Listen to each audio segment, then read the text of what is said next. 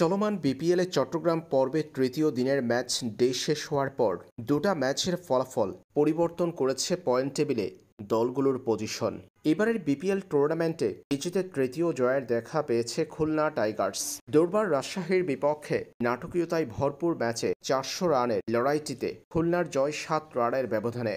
5 ছক্কা 9-4-এ 175 স্ট্রাইক রেটে 56 বলে অপরাজিত সেঞ্চুরি করলেও এনামুল হক বিজয় জিতাতে পারেননি দুর্বার রাজশাহীকে। শেষ ওভারের নাটকীয়তায় জয় পেয়েছে মেহেদী হাসান মিরাজের খুলনা টাইগার্স। 7 রানের জয়ে 7 ম্যাচ শেষে 6 পয়েন্ট নিয়ে পয়েন্ট টেবিলে চতুর্থ স্থানে অবস্থান করছে খুলনা। এদিকে দিনের প্রথম ম্যাচে ফরচুন বরিশাল পরাজিত করেছে স্বাগতিক চট্টগ্রাম কিংসকে, যাতে করে পয়েন্ট টেবিলে নিজেদের দ্বিতীয় স্থান মজবুত করেছে ফরচুন বরিশাল। গত ম্যাচে চট্টগ্রামের হারে সুবিধা নিয়ে দ্বিতীয় স্থানে উঠে এসেছিল বরিশাল। আজ চট্টগ্রামকে পরাজিত করে পয়েন্ট ব্যবধানটাও বাড়িয়েছে তারা। বর্তমানে 7 ম্যাচ শেষে 10 পয়েন্ট নিয়ে দ্বিতীয় স্থানে আছে ফরচুন বরিশাল।